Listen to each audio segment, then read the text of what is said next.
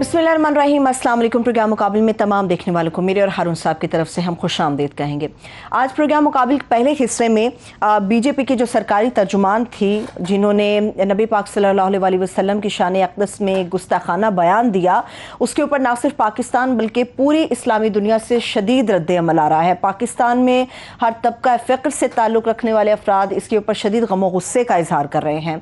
ये मामला जो शुरू हुआ है इंतहा पसंदी का, तौहीन आमेज़ी का इंडिया में, इसका अंजाम क्या होगा और रद्द-ए-अमल कहाँ तक जाएगा, इसके ऊपर हारून साहब का हम तज्जिया लेंगे। मगर इसके साथ पाकिस्तान की सियासत के ऊपर भी तफसील से बात होगी और महंगाई की उस हद के ऊपर भी बात करेंगे जिसने अवाम को शदीद परेशान कर रखा है। मगर क्या मौजूदा गवर्नमेंट के पास इसका कोई हल मौजूद है या फिर नहीं? क्योंकि बिजली घरों में आ नहीं रही, मगर बिजली के यूनिट बढ़ा दिए गए हैं, उनके नर्ख बढ़ा दिए गए हैं। घरों के अंदर गैस की लोड शेडिंग शदीद हो गई है, मगर गैस आ नहीं रही। मामला किस तरह से हल होगा, इसके ऊपर हारून साहब से हम बात करेंगे। हारून साहब, सबसे पहले तो हम अपने इस प्लेटफॉर्म से, अपने प्रोग्राम की इस जगह से शदीद मजम्मत करते हैं कि नबी पाक सल्लल्लाहु अलैहि वसल्लम की शान में जो गुस्ताखी की गई है, इसका अंजाम क्या है और समझते रद्द अमल काफ़ी है जो नज़र आ रहा है हमें? नहीं, कोई रद्द अमल ही नहीं है, सवाए अम्मान के मुफ्ती आज़म के, जिसने कहा कि ये गलीज़ बयान है और मुसलमानों के खिलाफ, हर मुसलमान के खिलाफ ऐलान जंग है। बाकी एक भी रद्द अमल मैंने ऐसा नहीं देखा। हाँ, जो भी चीज़ होती है उसके लिए मौजू अल्फाज होते हैं। मसलन कहते हैं वज़ीर आज़म साहब, हमारे शहबाज शरीफ साहब, कि जी हमने बारहा ये कहा है कि मोदी हुकूमत ठीक नहीं कर रही है। आपने कभी भी नहीं कहा। बारहा का क्या मतलब है? एक दफ़ा भी नहीं कहा आपने।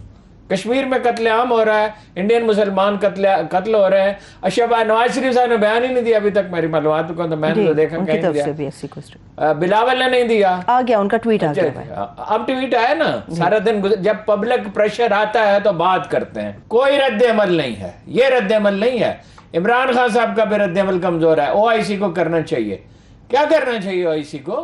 खत लिखे हैं ना, एक ट्वीट करने का क्या मतलब है? बयान देने का क्या मतलब है? खत लिखे OIC का। आज भी उनकी हैसियत है, द मोस्ट पॉपुलर लीडर हैं पाकिस्तान के। और दफ्तर खारजा ने जो बुला के जो कहा है कि वो सदियों पुरानी मसाजिद और उन पर उतना मुतनाज़ा बनाया जा रहा है और ये किया जा रहा है। भाई, आप सादा अल्फाज में ये कहें इसकी कीमत चुकानी होगी, और ये खुद इंडिया के मफाद में नहीं है, और कीमत का अमल शुरू हो गया, कीमत चुकाने का। ये कुवैत में बाइकाट सुपर स्टोर्स ने किया है, मिस्र में, सऊदी अरब में, कुवैत में, और मेरा ख्याल है जिन मुल्कों का नाम नहीं है वहां भी इसकी तो मसनूआत की तो उनकी फरोख्त रुक जाएगी। लेकिन ये जो लबो लहजा है, और ये हमें चीट करने की कोशिश कर रहे हैं। बारहा हमने, कब शहबाज शरीफ साहब आपने एहतजाज किया? आपका भाई तो एक लफ्ज भी नहीं कहता इंडिया के खिलाफ, एक लफ्ज भी नहीं कहता। मरियम नहीं कहती है एक लफ्ज। आज उन्होंने सुबह उन्होंने भी ट्वीट कर दिया। वो ट्वीट कर दिया ना, जब प्रेशर आया तो ट्वीट कर दिया ना। वो ट्वीट तो सभी ने किया है, कौन है जिसने नहीं किया? कौन है जिसने मजम्मत नहीं की? कौमी असेंबली में रेजोल्यूशन हुआ आज इमरान खान के खिलाफ जी, इंडिया के खिलाफ क्यों नहीं हुआ? इमरान खान साहब के खिलाफ पहले हुआ, इंडिया के खिलाफ बाद में उन्होंने कर दिया। ये क्या बात है? कमाल है। यानी इमरान खान और इंडिया एक बराबर हैं। आज के दिन भी इमरान खान ज्यादा बड़ा मसला है जी, पहले उसके खिलाफ रेजोल्यूशन किया जी। देखिए, उन्होंने कहा जी शहबाज शरीफ साहब को कुछ पता ही नहीं है कि मौजू क्या है और इसके तकाजे क्या है। मुझे हैरत है, किसी एक लीडर ने ऐसा बयान नहीं दिया जिसमें मौजू अल्फाज बरते गए।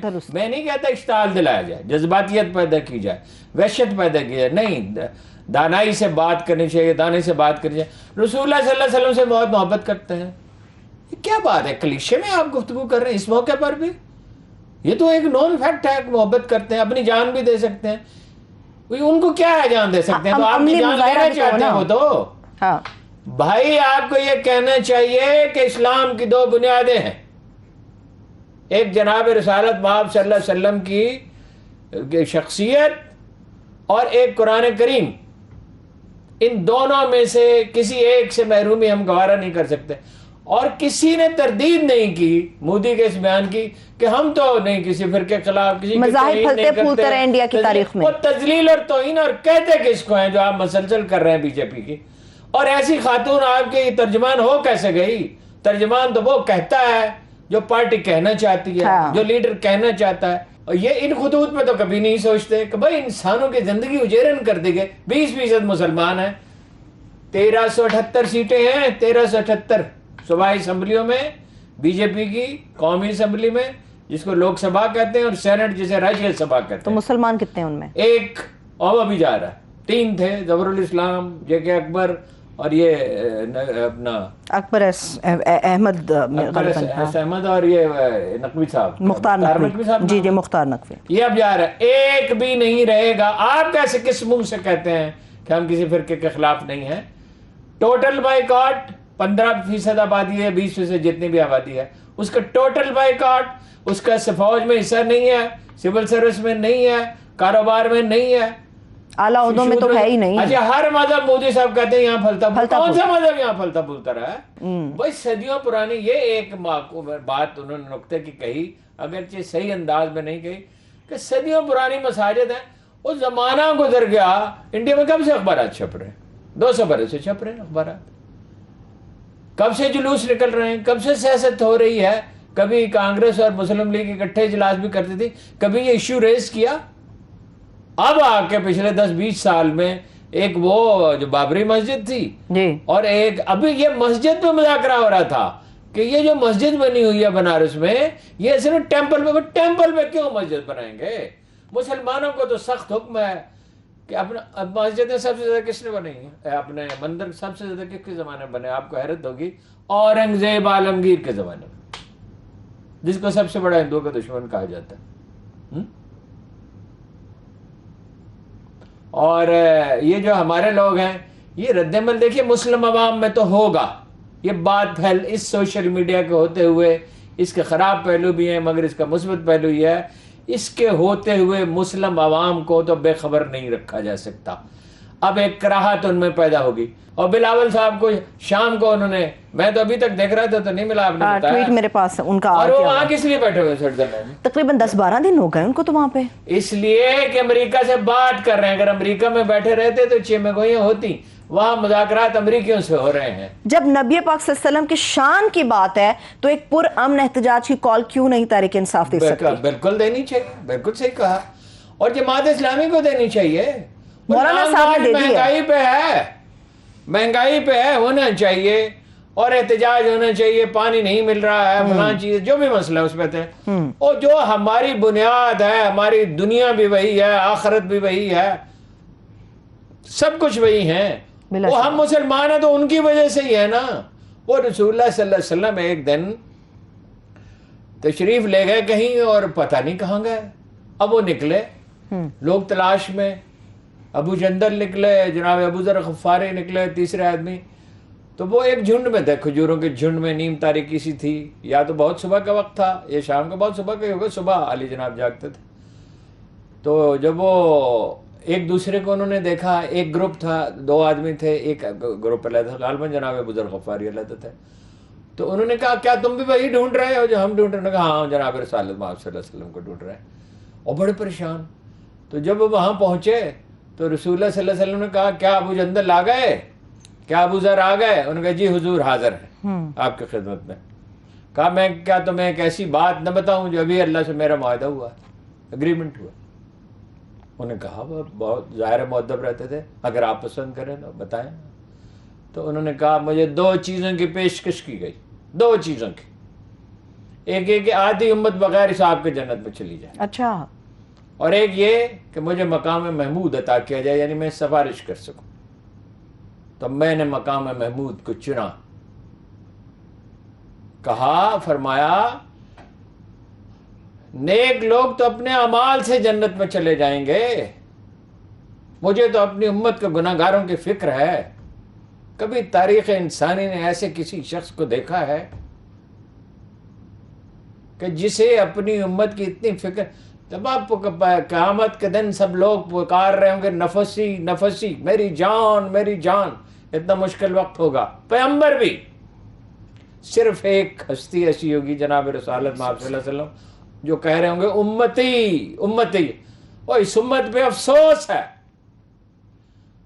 او بھائی آپ ان کو بتائیں تو صحیح, جتلائیں تو صحیح کہ ہمارے دل پہ زخم لگا ہے. اور عمران خان چیختے تو تھے, کوئی ان سے توقع نہیں, لیکن یہ عام آدمی اس کو معاف نہیں کرے گا. جو عام مسلمان ہیں, دیکھیے انہوں نے کہا جگر مراد آبادی سے لگڑ کے لڑکوں نے کہا نعت سنائیے. ایسے ہی ایک لڑکے نعت سنائے. اب وہ بعد میں تو انہوں نے ترک کر دیا تھا, بادنوشی کرتے تھے, تو انہوں نے کہا نہیں نعت نہیں سنا سکتا ہوں اس حال میں. جب وہ لڑکے انہوں نے گھیر لیا 4-5-6 ہزار لڑکے, اب وہ کیسے, تو انہوں نے کہا ٹوپی لاؤ. ٹوپی لائی گئی, ایک مصرع پڑا, ایک رند قدح خار اور مدحت سرکار مدینہ. یہ پڑھتے رہے اور روتے رہے حتیٰ کہ حال خالی ہو گیا. وہ غالب اچھا تھا جو کہتا ہے کہ ان سب علماء سے اور ان سب لیڈروں سے وہ اچھا تھا کہ جو کہتا ہے کہ غالب ثنائے خواجہ بیزداں گذاشتم آن ذات پاک مرتبہ دان محمد. میں اس قابل ہی نہیں ہوں کہ مدح کر سکوں. نبی پاک صلی اللہ علیہ وسلم کی. ٹھیک ہے, ڈھانپے کفن نے داغے عیوب برہنگی ورنہ میں ہر لباس میں ننگے وجود تھا. اور شرم تو کس مقابہ کس منہ سے جاؤ گے غالب, شرم تم کو مگر نہیں آتی. یہ تو عام مسلمان کے احساسات ہیں, وہ جان دے سکتا ہے اس پہ.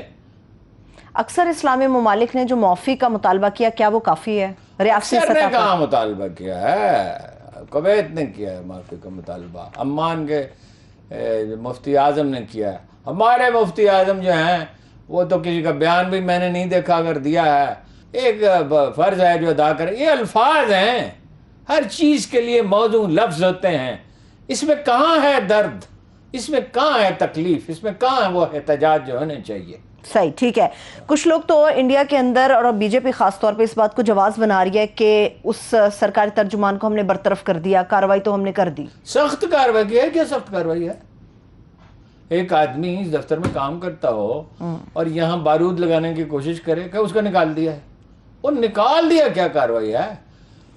قیمت تو اس کی دیکھیے, وہ کیا ہے کہ تیرا دشمن جو ہے وہ ابتر ہوگا, بے نسل ہوگا, قرآن کریم کہتا ہے.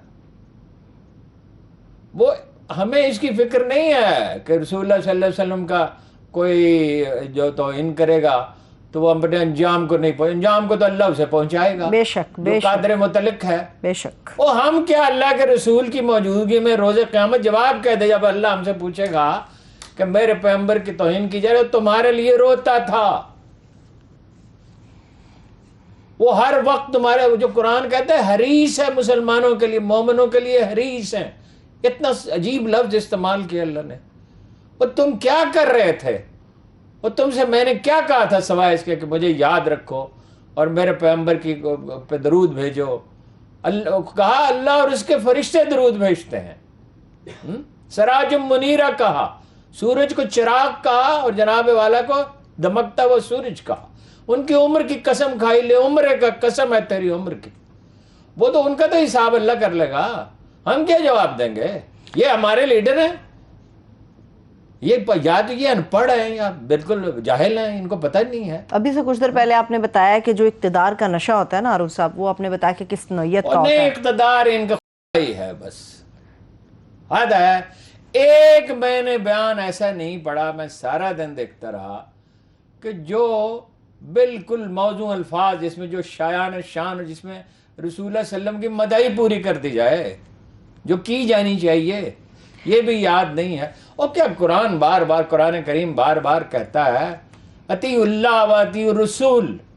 حالانکہ اگر یہ ہوتا کہ اللہ کی پیروی کرو تو رسول اللہ علیہ وسلم تو اللہ کی اطاعت کرو, اللہ کی اطاعت کا حکم دیتے تھے نا, اپنی طرف سے نہیں بلاتے تھے. مگر انہوں نے اللہ کے ساتھ, مگر پروردگار یہ کہتا ہے میری بھی اطاعت کرو, میرے پیغمبر کی بھی اطاعت کرو.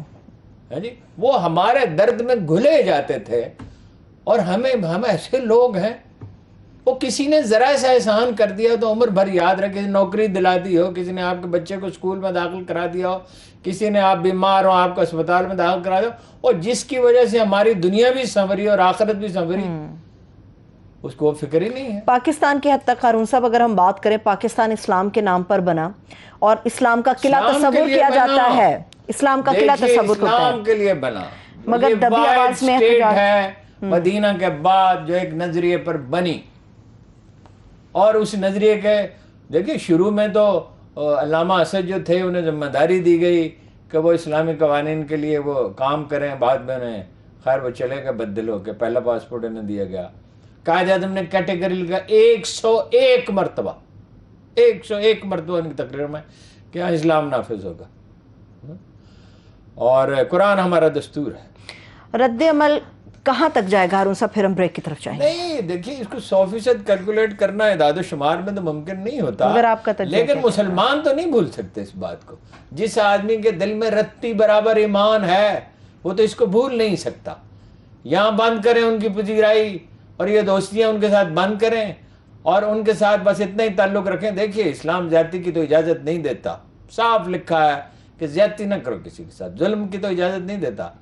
لیکن یہ ہے انڈیا میں کچھ لوگ ہیں جنہوں نے اس پہ آواز اٹھائی ہے, اور دس از ویری انٹرسٹنگ, ہم سے زیادہ زوردار طریقے سے آواز گرفتاریاں بھی ہوئی ہیں وہاں پر, انڈیا میں نہیں, مظاہرے وہ بھی تو زیادہ ہوئے ہیں. مسلمانوں نے احتجاج کیا ہے. بریلی میں کرفیو ہے اور ہونا ہی چاہیے تھا. کون آدمی وہاں رہتا تھا؟ احمد رضا خان بریلوی. دیکھیے وہ تو ہم مکاتب فکر کی بحث میں تو نہیں پڑھتے, ایک مسلمان کو اس سے بلند ہونا چاہیے تبھی وہ صحیح مسلمان ہے. اقبال نے کہا تھا مولانا احمد رضا خان بریلوی کے بارے میں کہ جذباتی نہ ہوتے تو اس دور کے امام ابو حنیفہ تھے. ان کا تو بھی کچھ اثر تو ہوگا نا وہاں. دیکھیے جہاں ایک فقیر رہتا ہے تو وہاں اس کے اثرات ہوتے ہیں صدیوں تک. بالکل بالکل. ایک بریک لے لیتے ہیں, جب ہم بریک سے واپس آئیں گے تو پاکستان کی سیاست کے اوپر ہم بات کریں گے. ہمارے ساتھ بریک کے بعد ایک بار پھر سے پروگرام میں ہم آپ کو خوش آمدید کہیں گے. ہارون صاحب سیاست کے اوپر بات کروں گی, مگر یہ لاکرز کے حوالے سے جو قیاس سرائیاں چل رہی ہیں, یہ واقعی سچ ہے کہ قبضہ ہو جائے گا, کوئی مالیاتی ایمرجنسی نافذ ہو جائے گی, یا کچھ کیا معاملہ کیا ہے؟ نہیں, اس کی تو وزیر خزانہ نے قطعی الفاظ میں تردید کر دیا ہے, اور کوئی حکومت یہ حماقت نہیں کر سکتی. نہ لاکرز پہ قبضہ ہو سکتا ہے, نہ اکاؤنٹ منجمد ہو سکتے ہیں. تو پینک پھیل جائے گا, ہر چیز تباہ ہو جائے گی. اچھا, اکاؤنٹ کیسے منجمد کر سکتے ہیں؟ یہ لوگوں کا پیسہ ہے, اور لاکرز پہ کیسے قبضہ کر سکتے ہیں؟ نہ کبھی دنیا میں کہیں ہوا ہے ایسا, میرے علم میں تو نہیں ہے ٹھیک ہے کبھی ہوا ہو. اور میرا خیال ہے یہ ایسے شرپسند افواہیں پھیلا رہے ہیں, یا کوئی ممکن ہے جو دشمن ممالک ہیں جو پینک پھیلانا چاہتے ہیں وہ پھیلا رہے ہیں. کوئی اس طرح کے میں نہیں سمجھتا ایسی کوئی چیز. مالیاتی ایمرجنسی کا بالکل کوئی ایسا نہیں, جب انہوں نے واضح نہیں. الفاظ میں کہہ دیا اور کوئی یعنی اس کی سنگن نہیں ہے, تو اخبار نویسوں کو کچھ نہ کچھ تو خبر ہوتی ہے نا. ہاں درست آپ کہہ رہے ہیں. سینکڑوں اخبار نویس ہیں, کسی ایک کوئی ایک تو خبر دیتا. اگر ایسی کوئی بات ہوتی, کسی ایک ذمہ دار آدمی نے یہ بات نہیں کہی, اس لیے میرا خیال ایسے ہی. ٹھیک ہے, میں سیاست کے اوپر تو آتی ہوں, مگر ہارون صاحب کسی ایک شخص نے بھی یہ بات نہیں کی کہ پاکستان کے اندر اب یا آئندہ آنے والے سال میں کچھ قحط کا اندیشہ ہے. آپ یہ باتیں کر رہے تھے کہ قحط کا اندیشہ ہے پاکستان کا. شاید قحط کا لفظ تو موضوع نہیں ہے, لیکن چاول کی فصل اچھی نہیں ہوگی. 2 ماہ سے نہروں میں پانی نہیں ہے. آج ایک صاحب سے میں نے پوچھا, انہوں نے مجھے بتایا کہ انہوں نے ڈیزل, انہوں کا پانی نہیں ہے, بڑے پریشان ہیں. میں نے کہا پانی دیا ہی نہیں چاول کے لیے, تو چاول یہ اس کا دھان کی تو کاشت کا موسم ہے. انہوں نے کہا دیا ہے 6 ایکڑ پہ 22,000 روپے خرچ ہوئے ہیں, 208 روپے ڈیزل ہے اور 24 روپے یونٹ بجلی ہے. تو انہوں نے کہا ہمارا تو ڈیزل کا ہے, تو اس کا 3,400 روپے فی ایکڑ. ایک دفعہ تو پانی نہیں دیا جاتا, پانی تو کئی دفعہ دیا جاتا ہے. تو بہت مہنگا ہے. تو وہ اگر 10,000 یا 15,000 یا 20, مجھے نہیں پتا کتنی دفعہ دیا جاتا, میں اس میں کنفیوز ہوں. کیونکہ میرا یہ خیال ہے کہ بعض علاقوں میں 2 دفعہ پانی دیا جاتا ہے, بارش برس جاتی ہے. اچھا ٹھیک ہے نا جی. ٹیوب ویل بھی تو آسان رسائی ہے نا ہارون صاحب, ٹیوب ویل لگا دیے جائیں تو اس وقت چاول ہے نا, اس کے لیے چاول کو بہت پانی دیا جاتا. چاول پہ تو برسات برستی ہے نا, چاول تو ہوتا ہی وہاں ہے جہاں برسات کا موسم ہوتا ہے. اس لیے میرا خیال ہے کہ بہت پانی, وہ تو کہہ رہے 4-5 دفعہ پانی دینا پڑتا ہے, لیکن میرا خیال ہے بارشوں میں اتنا نہیں. اگر 4 دفعہ ہو تو فیزیبل رہتا ہی نہیں, سوال ہی نہیں پیدا ہوتا. 20 من تو چاول ہوتے ہیں.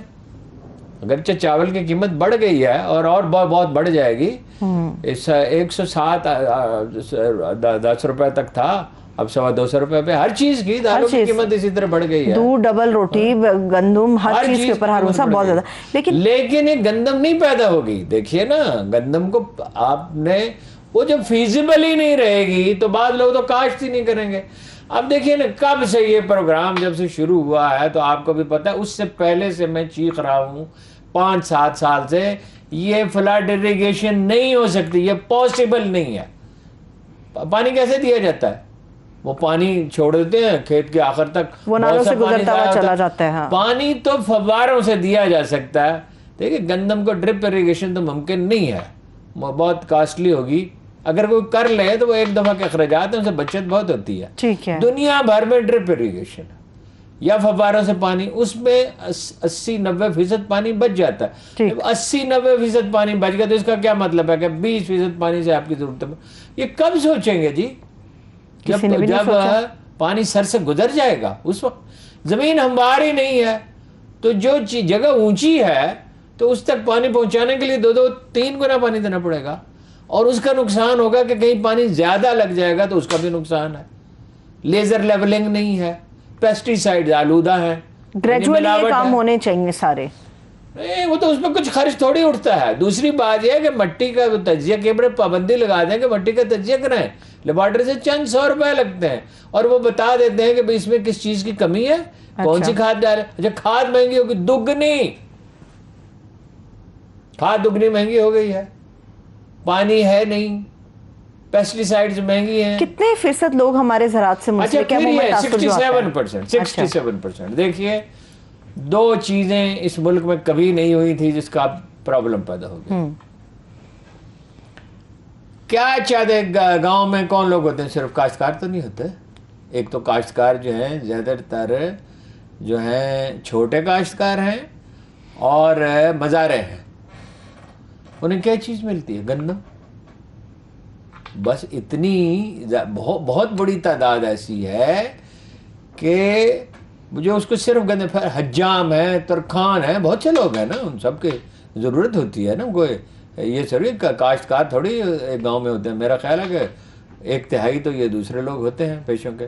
انہیں کیا چیز دی جاتی ہے؟ حجام کو بھی گندم دی جاتی ہے, ترکھان کو بھی گندم دی جاتی ہے, اور ہمیشہ وہ کہتے ہیں جی دانے چاہیے, دانے پورے ہو جائیں تو بس ٹھیک ہے. پاکستانی گندم دنیا میں سب سے اچھی ہے. اس میں 16% پروٹین ہے, یعنی اس کی پروٹین کی بھی ضرورت ایک حد تک پوری. تو کچھ بھی نہیں ہوگا تو وہ جو مانگ کے لسی لے آتے ہیں پڑوسیوں سے, اس میں نمک مرچ ڈال کے وہ روٹی کھا لے گا تو زندہ رہے گا نا. اگرچہ یہ کافی نہیں ہے, کچھ اس کو پروٹین بھی چاہیے. اور پروٹین تو میں نے اچھے لوگوں کو دیکھا جن کی 5 لاکھ تک تنخواہیں ہیں کہ انہوں نے مٹن کھانا چھوڑ دیا اور بیف کھا رہے ہیں, کیونکہ مٹن تو اب ہو گیا 1800 روپے کلو. اور حالانکہ پاکستان سے زیادہ تو کوئی جگہ ہی نہیں ہے. پورا کشمیر, پورا پوٹھوہار میں 10 مہینے مفت چارہ ہے. بے شمار جگہ ہے نا جو کاشت نہیں کی جاتی. کشمیر میں بھی 10 نہیں تو 9 مہینے زیادہ تر علاقوں میں چارہ مفت ہے, اور اس میں کوئی توجہ ہی نہیں ہے. ہارون صاحب آپ صرف بات کر رہے ہیں مٹن بیف کے اوپر, دالیں بھی عام آدمی کی پہنچ سے دور ہیں. عام دالیں پر ہے, بس دال کا بھی یہ سوپ بنا کے استعمال کر سکتے ہیں. چنا اتنا مہنگا ہو گیا, میں پوچھا اتفاق سے کہ میں حیرت زدہ رہ گیا کہ اتنا مہنگا کیسے. ادھر جب فصل آتی ہے تو 90 روپے ہوتی ہے. بھائی کچھ کریں نا, آپ خرید لیں. حکومت گندم خریدے, حالانکہ گندم نہیں خریدنی چاہیے. گندم تو محکمہ خوراک کا ہر آدمی کروڑپتی ہو, ہر آدمی. میں کہہ رہا ہوں شاید ہی کوئی بچہ ہو. اچھا, ملوں والے ناراض, ہمیں مہنگی گندم ملتی ہے, مارکیٹ سے کیوں نہ خریدیں. باردانہ دیتے نہیں ہیں. عمران خان کے دور میں باردانہ ملتا رہا, نون لیگ کے دور میں ہم نے ہمیشہ گندم 200 روپے کم قیمت میں بیچی, بوریاں ملی ہی نہیں. بس باردانہ مطلب ہے سرکاری کیا اس میں کنٹرول ہے. وہ تو مارکیٹ میں بنے, مارکیٹ میں بکے, مارکیٹ میں امپورٹ ہو. وہ باردانہ جو ہے نا, دیکھیے گندم جو ہے وہ پٹسن کا جو وہ ہوتا ہے ریشہ, اس سے بنی ہوئی بوری میں سٹور کی جاتی ہے. اس کو ہوا چاہیے ہوتی ہے, ٹھیک ہے.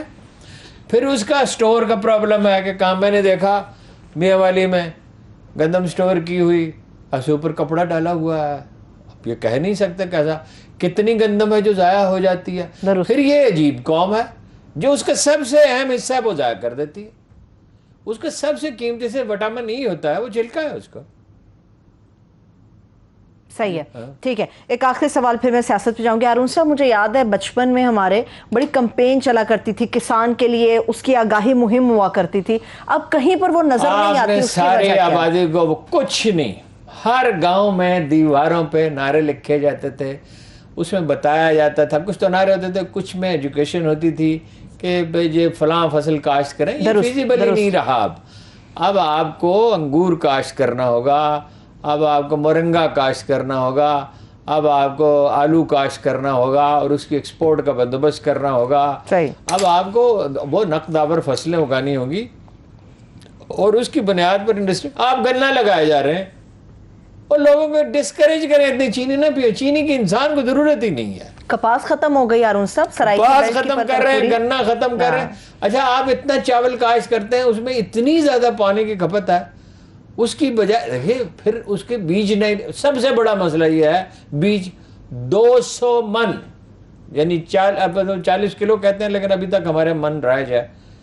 چاول چینیوں نے اگا لیا ہے جی 2 برس پہلے. آپ اندھے ہیں، آپ وہاں نہیں جا سکتے ان سے بیج. وہ آپ کا خیر خواہ ہے، آپ کے ساتھ مدد کرنے کے لیے تیار ہے، اور آپ یہ سائنسدانوں کو تنخواہیں دینے کے لیے پیسے ہیں، ریسرچ کے لیے تو کوئی پیسہ ہے کوئی پیسہ نہیں ہے. کوئی بہترین ریسرچ سامنے آئے کس طرح سے اس کو بہتر کیا جا سکتا ہے. 65 من گندم ہو سکتی ہے بغیر کھاد کے، جس کی قیمت ہوگی $580. بغیر کھاد کے گندم ہو سکتی ہے؟ قدرتی کھاد. ٹھیک ہے ٹھیک ہے، اس کھاد پہ بھی 2 ہو طرح سکتی کی ہے. ہے نا، ایک مصنوعی کھاد ہے، ترجیحات کی قدرتی بات ہے ہارون صاحب، صرف ترجیحات کی بات ہے. اب ذرا سیاست کی طرف چلتے ہیں ہارون صاحب. نہیں، شریف خاندان کے دور میں تو کبھی زرداری اور بے نظیر کے دور میں زراعت پہ کچھ توجہ دی جاتی ہے. چاہے اس کی وجہ یہی ہو کہ جاگیردار ان کے ساتھ ہیں، ذمہ دار ان کے ساتھ ہیں، سندھ میں خاص طور پہ. لیکن یہ تو کسانوں کے دشمن ہیں. پرویز الہی کے دور میں توجہ دی گئی، یہ نہیں دیتے. تو اچھا چلیے، آپ نے پانی کی بات کی، ایک اور سوال آپ بھائی سے عمران پوچھتے خان ہیں. نے دیے نا کسانوں کو بغیر غیر سودی قرضے، یہی نہیں دیں گے کبھی بھی. کسانوں سے ملاقاتیں بڑی خان صاحب نے کی. ہارون صاحب ایک اور سوال پانی کے حوالے سے، پانی کی تقسیم کے اوپر بھی بڑا مسئلہ ہے. پانی کی تقسیم دیکھیں جی، ایک سادہ طریقہ یہ ہے، میں نے پوچھا ہے جو لوگ ان چیزوں کو سمجھتے ہیں وہ کہتے ہیں کہ پانی کی تقسیم تو ایک الگ مسئلہ ہے نا، کہ اتنے % فلاں صوبے کا، اتنا فلاں صوبے کا، اتنا فلاں صوبے کا. لیکن یہ ہے کہ اس کی ترتیب ناقص ہے. سندھ میں گرمی موسم بہار نام کی کوئی چیز نہیں ہوتی، چند دن ہوتے ہیں. اسی لیے آپ دیکھا آم ان کے پہلے آ جاتے ہیں، جی گرم اور مرطوب سا ان میں ہوتا ہے. گندم پہلے آ جاتی ہے. تو پہلے 15 دن پہلے انہیں دے دیں سارا پانی. زیادہ پانی انہیں 15 دن یا 3 ہفتے پہلے وہ ماہرین کیلکولیٹ کر سکتے ہیں، انہیں دے دیں. پھر سرائیکی بیلٹ میں بھی گرمی کم ہوتی ہے، جنوبی پنجاب میں بھی گرمی کم ہوتی ہے، جلدی ہوتی ہے، تو اس کے دے دیں وسطی پنجاب کے مقابلے میں، شمالی پنجاب کے مقابلے میں. تو پھر آپ یعنی سندھ، جنوبی پنجاب، وسطی پنجاب اور شمالی پنجاب، اس طرح سے اس میں ڈویژن وقفہ کریں پیدا کریں اور کام کریں نا. کام کریں گے تو 1000 طریقے سمجھ میں آ جائیں گے. پانی کی بچت کے بھی 100 طریقے سمجھ میں آ جائیں گے. اور کئی سال سے تو میں کہہ رہا ہوں لیزر لیبلنگ اس پہ وہی نہیں کرتے، اور اچھے بیج. آن لائٹر نوٹ ہارون صاحب، اگر چوہے گندم کھا جائیں گوداموں سے نکال کے تو پھر کیا ہو سکتا ہے؟ نہیں، لائٹر نوٹ کا 70,000 بوریاں کھا گئے چوہے. ابھی بھی آپ کہہ رہے اور ہیں وہ چوہے جو حکومت بھی کرتے ہیں، جو چوہے کھا گئے ہیں وہ وزیر بھی بنتے ہیں، وزیر اعلیٰ بھی بنتے ہیں وہی چوہے. ہاں جی، وہی کہتے ہیں ہم انقلاب لائیں گے. انہی کو لوگ ووٹ بھی دیتے ہیں. اندھے معاشرے کو جاہل رکھا گیا ہے، تعلیم دی نہیں گئی. او بھائی، ایک جو ڈرائیور ہے جرمنی میں، اس کو سال بھر کی ٹریننگ کرنی پڑتی ہے. صفائی گھروں میں صفائی کرنے والے کو ایک ڈپلومہ چاہیے. صفائی کیسے کی جاتی ہے؟ آپ نے انقلاب کی بات کر دی، سوال کچھ اور اور تھا. یہاں جو آدمی ہے جو گندم بوتا ہے اور جو کاشتکاری کرتا ہے، اس بیچارے کو یہی نہیں پتا کہ اس مٹی کی میں جا کے وہ کرا لوں، لیبارٹری سے ٹیسٹ کرا لوں، تاکہ مجھے پتہ چلے اس میں کون سی کھاد ڈالنی، کتنی کس چیز کے لیے موضوع ہے. انقلاب کی آپ نے بات کر دی، میرا سوال کچھ اور تھا، مگر آپ سے ایک اور سوال کر کے میں ساتھ ہی بریک پر جاؤں گی. مریم صاحبہ نے کہا ہے 70 سال کا بچہ انقلاب لانے نکلا تھا مگر ابھی تک گھر نہیں لوٹا. بریک لے لیتے ہیں، بریک سے واپس آ کے ہارون صاحب سے جواب دوں گی. Stay with us. بریک کے بعد پھر سے پروگرام میں خوش آمدید. میرے سوال کا جواب ابھی آپ سے باقی یہ لینا. کیا سوال ہے؟ 70 سال کا بچہ انقلاب لانے نکلا تھا. وہ بہت وہ دیکھیں نا، وہ تانا زنی اس کا کام ہے.